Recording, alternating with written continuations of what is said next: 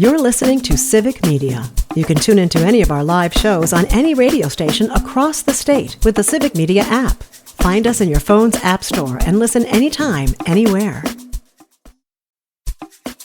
This is your WLCX Daily News Roundup for the Eagle 1490 AM in La Crosse.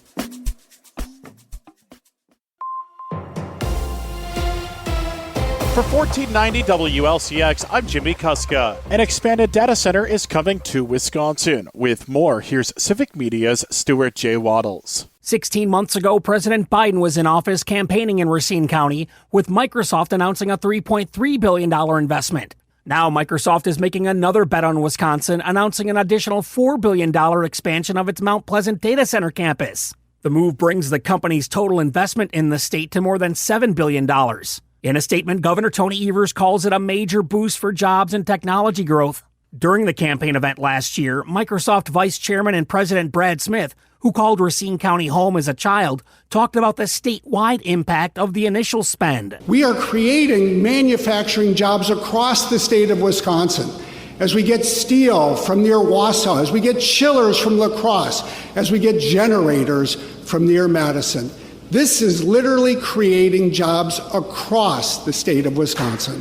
Microsoft says the project will support nearly 10,000 jobs, with a caveat of those taking place during peak seasons. Environmental concerns still hang over the project as water use and energy demands remain hot topics. One lawsuit recently pushed the city of Racine to reveal that the data center campus could use 8.4 million gallons of water a year. That estimate does have the city of Racine falling within approved lake limits. Environmental groups also warn about the power needs. They say the Microsoft project and another in Port Washington could call for more power than every home in Wisconsin combined. A separate proposed data center in Caledonia in Racine County is also facing local pushback over farmland lost and rezoning questions. For Civic Media News, I'm Stuart J. Waddles. Another name joins the crowded Democratic gubernatorial field for Wisconsin in 2026. With more, here's Civic Media's Savannah Tomei-Olson. Hong has repped Madison in the state assembly since 2021. She's the first Asian American member of the Wisconsin legislature. She's a chef and first ran for state office to advocate for restaurant workers during the pandemic. Since then, she's campaigned on a progressive working class platform, and she referenced that in her first campaign video released this morning, shot at a restaurant near the Capitol. It's so stressful to get by these days, and I know a lot about stress. I work in restaurants. I started in this kitchen 15 years ago, and you might recognize what's across the street. A lot of people in that building don't get why it's so hard to get by right now. Working hard doesn't mean you can always keep up. One wrong step can lay you out flat. This is by design. Shortly thereafter, she was live on the air with Civic Media's Pat Kreitlow. Universal child care and fully funded public schools, guaranteed paid leave and cheaper health care. These are transformative policies that I think are the responsible and practical ones where people will feel and they will know that this is what can improve their lives. So far, the Democratic field of candidates is more crowded than the Republican one. Hong is up against State Senator Kelda Roys, who announced she's running Monday, Lieutenant Governor Sarah Rodriguez, Milwaukee County Executive David Crowley, and Milwaukee businessman Ryan Sternad. Two Republicans have declared their candidacy, Washington County Executive Josh Schoeman and businessman Bill Berrien.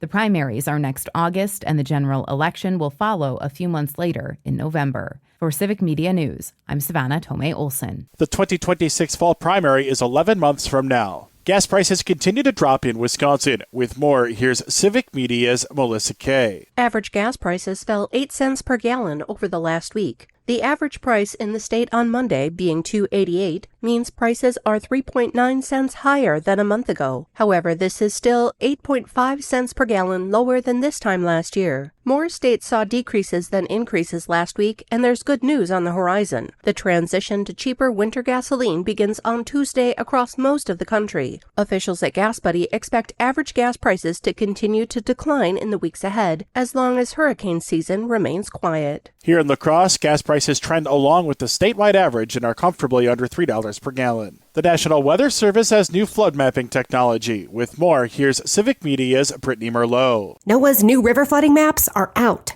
in western parts of Wisconsin. Mainly focused on the Mississippi River Valley, this is a new tool that visually shows in high-resolution, street-level views of where floodwaters may rise onto land. It basically puts water on a map for forecasters to see precisely what streets and homes are at risk. It calculates the current flow of rivers and gives a new forecast update every hour for the National Weather Service to use. This will help with both flood forecasting and warnings. The flood inundation mapping, called FIP, can also forecast up to 5 days out. The program started just 2 years ago, but only covered Louisiana, New York, Pennsylvania, and Texas. Now, 60% of the country has this new information to work with. By next year, NOAA says the entire country will be covered, including eastern areas of Wisconsin, near Lake Michigan, and up north. The National Water Prediction Forecast models will be used for more than 3.6 million river miles. I'm meteorologist Brittany Merlot. You can see the maps on the National Weather Service website. Download the free Civic Media app now at civicmedia.us/app. For 1490 WLCX, I'm Jimmy Kuska.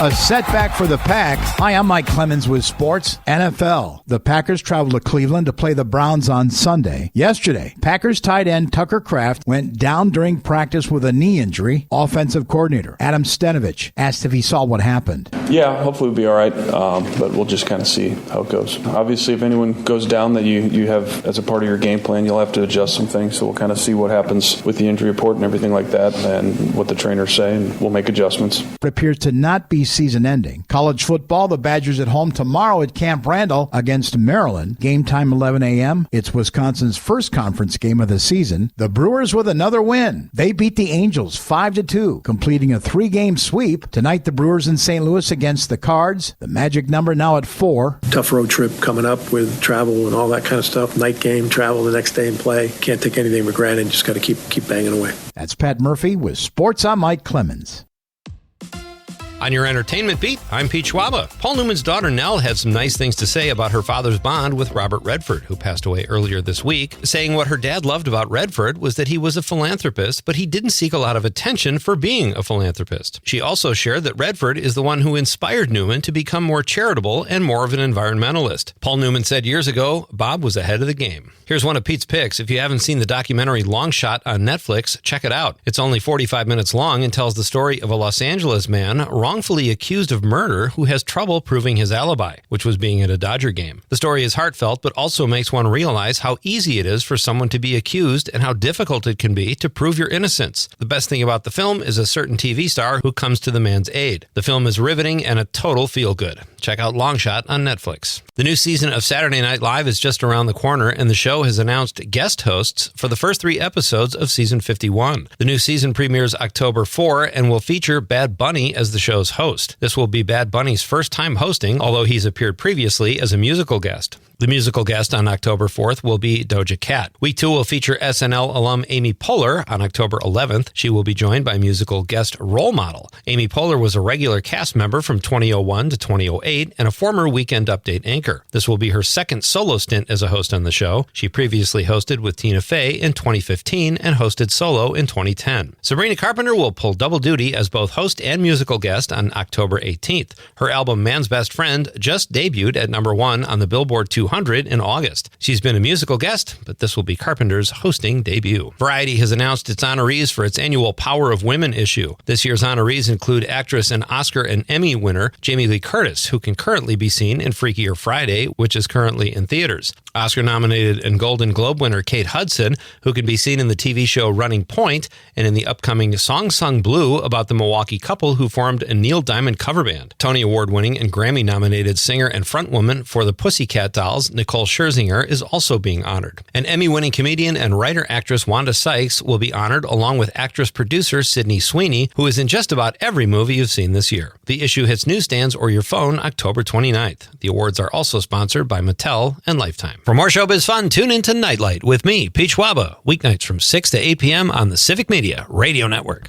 I'm meteorologist Brandon Bormans. Mostly cloudy skies today with highs in the mid-70s. Scattered showers and thunderstorms as well. They will become more likely as the day goes on. Showers and a few thunderstorms likely tonight. Low temperatures right around 60 degrees. Right now, it's 66 degrees. That's your WLCX Daily News Roundup from Civic Media. Subscribe to this podcast on Spotify, Apple, or wherever you find your podcasts. Find more news at lacrosseeagle.com. The national news cycle never stops, but it can be hard to find news about your local community. Civic Media is dedicated to providing quality local and state news coverage across Wisconsin. With the Civic Media app, you can get notifications about local stories that matter to you and your community. Find the free Civic Media app in your phone's app store and choose notifications from the menu to tell us what kind of news you want to hear about.